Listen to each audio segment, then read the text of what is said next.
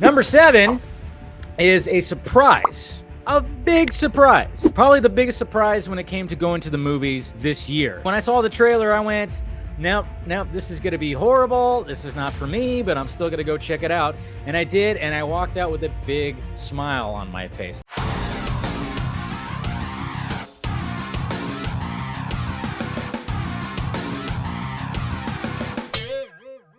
Sadly, when it comes to this list, I wish I would have saw more movies. I started lagging a little bit the past couple of months.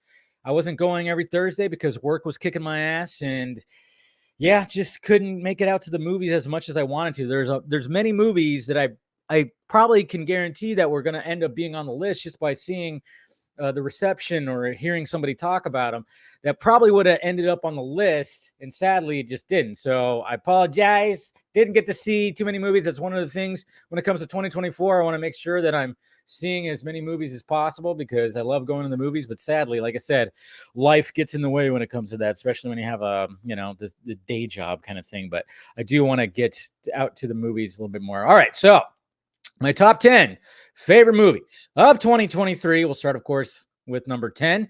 And, I didn't do a first reaction, didn't do anything with this movie right here, but The Killer, Michael Fassbender, David Fincher. Obviously, it went straight to Netflix. And, it was kind of interesting because it was like, well, I'm a big David Fincher fan, love his movies. I have a poster of one of his movies on my wall. And it's just kind of they just showed up on Netflix, and then nobody really, there wasn't much talk about it. I mean, people were talking about it, but it wasn't talked about a lot. And I thought this was a fantastic movie. I know it's based off a graphic novel, and I thought Fassbender was a beast in it. Everybody, the whole story, the tension, so much tension in this movie. And just the way that, this assassin, how he does his job. And then, of course, one little foul up. And then, of course, he has to clean house. And he goes on this little adventure of just like, covering his tracks. And then, of course, getting a little, it's like, it's a subtle John Wick because there's no killing of a dog. But, of course, something happens to his, the lady in his life. And then he has to go and kind of just like even out the whole thing and take on.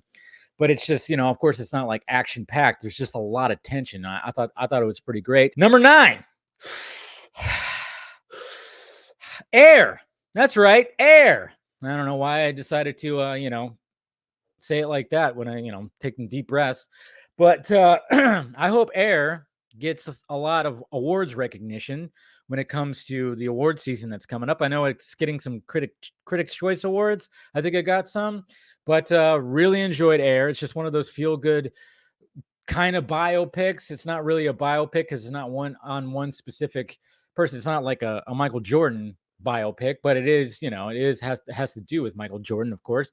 And Ben Affleck, I don't think like any of his directed movies, I think they're all been just winners. They've all just been just awesome movies. And I want more and more of Ben Affleck directed movies. And it was just a fantastic movie. So that is my number 9 right there. And like, you haven't seen it, it's on Amazon. Check it out. Just a feel-good movie right there. So, and then let's see. Number 8. Dun, dun, dun, dun, dun. Of course, Mission Impossible Dead Reckoning. You guys know, part 1, I should say, which was such a long title. That's the only thing I didn't like about the movie was it's such a long title. But Mission Impossible Dead Reckoning, I remember walking out of that and just going, well, I mean, I love this franchise so much. Every Mission Impossible, and I defend the absolute shit out of Mission Impossible 2. I don't care what anybody says. John Woo, love it. But obviously with the Christopher McQuarrie Mission Impossibles, they've been pretty consistent, and they've all been just winners, man. I mean, is Dead Reckoning better than Fallout? Nah, but still, I mean, it's still Mission Impossible. It's still Tom Cruise doing his thing and being a crazy son of a biatch. I mean, my God. Guy's insane. I can't even imagine what he's going to do for part 2. But yeah, number 8, Mission Impossible Dead Reckoning. Number 7 is a surprise, a big surprise. Probably the biggest surprise when it came to going to the movies this year. Big surprise. Because when I saw the trailer, I went, nope, this is going to be horrible. This is not for me, but I'm still going to go check it out. And I did, and I walked out with a big smile on my face. Dungeons and Dragons. I mean, come on. Come on. This movie just kind of came out of nowhere. It was funny. It had great action. It had great characters. Even if you're not into D&D, it's fine. You didn't have to be. Didn't have to be. And I just really enjoyed the movie. I probably watched it like 3 times this year at least. Thought it was a great movie. I was like, I was very surprised by that, and I love that. So there you go. Dungeons and Dragons right there for number 7. Number 6. Well, it's the movie that everybody's been talking about for the past couple of weeks. Rebel Moon, baby. That's right. Number 6 is Rebel Moon. Watched it. I put it on again last night. I was just editing and stuff, and I was like, you know what? I'm just gonna put it on as I'm working. And I found myself not looking at my computer screens, but looking at the TV, because every time I watch it, it just gets better with each watch. But of course, every time I watch it, I also go, man, there's more right here, there's more there. I mean, I know that's been the topic of conversation about the director's cuts, and I even posted that clip of Zach from last Vodka stream talking about the director's cuts, and I know that's been a debate. That's been pretty divisive when it comes to that. But yeah, Rebel Moon, man, I can't get enough. I've seen it 4 times now, so watched it 4 times. Rebel Moon, number 6.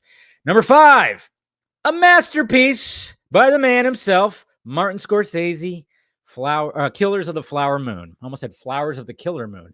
There, dyslexia much, I guess. But yeah, this is a movie that I've only seen the movie once. I haven't watched it again, but I do plan on watching it again soon, because this is, like, again, it's a masterpiece from Marty Scores right here, because it's a 3-hour plus movie. You don't feel the runtime. It's a dark story.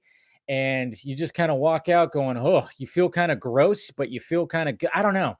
It's interesting. But yeah, I just remember me and Miss Nighthawk walking out, and we could not, we were just talking about it. We were talking about it on the way home. And I mean, she even says, like, anytime that she talked about it, she would be like, I always had to pee during movies, didn't have to pee once. And yeah, it's just, that's how good the story was. But of course, that's going to get a ton of awards and everything. So yeah, there you go. Number 4, and it happens to be the 4th movie in the franchise, John Wick 4.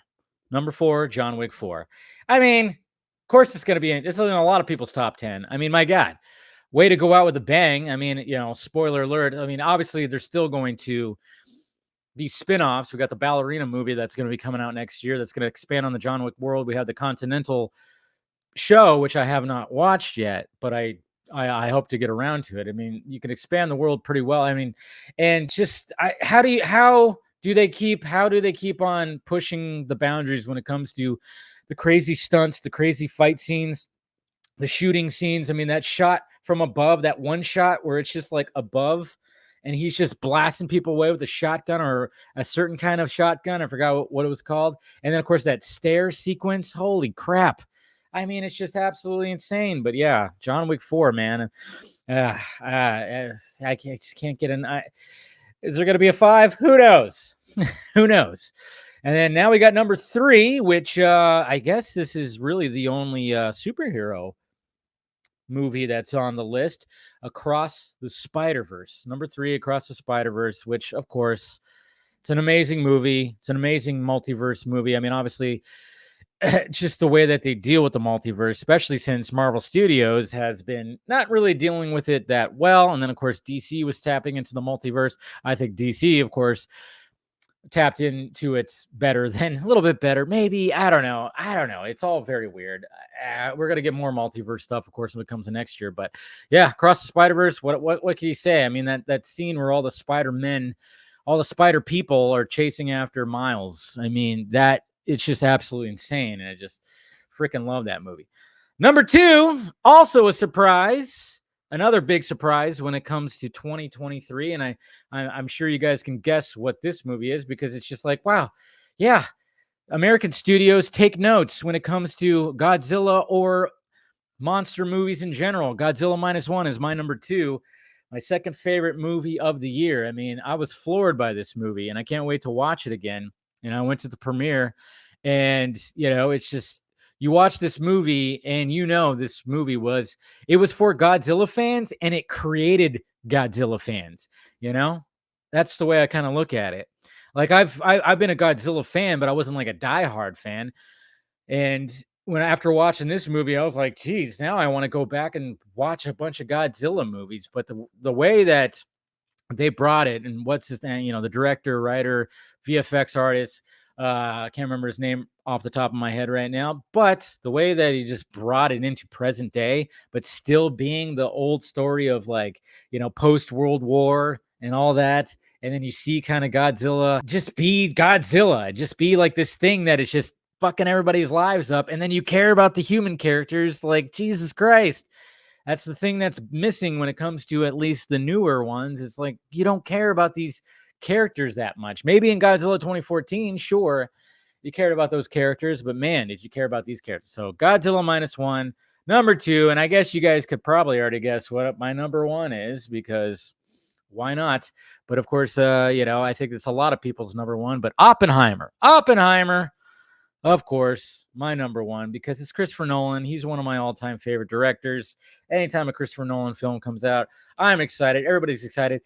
And just like what I said, like, after watching it, it's like, if anybody else told the Oppenheimer story, it probably would have been like decent, but the way that Christopher Nolan structures his stories, it's just so beautiful. It's so beautiful. And having the two different point of views and the black and white and the color, that's just what he does. So he took that story, and it's not a good story. It's not a celebration either. I mean, there's moments, there's literal like moments that look like a horror movie. And he wanted to represent that and show that in his film. And it's just absolutely crazy. It's just, it's just so good. It's so freaking good. And like I said, only Christopher Nolan can tell a story in that way, just the way that he structures the story. And it's got a fantastic cast, a huge cast, and they're all on the top of their game. And I really hope that Cillian Murphy, I think he should win Best Actor, but I think 100% Robert Downey Jr. definitely needs to win Supporting Actor. So there you go, guys. That's my top 10 favorite movies of 2023. So cheers.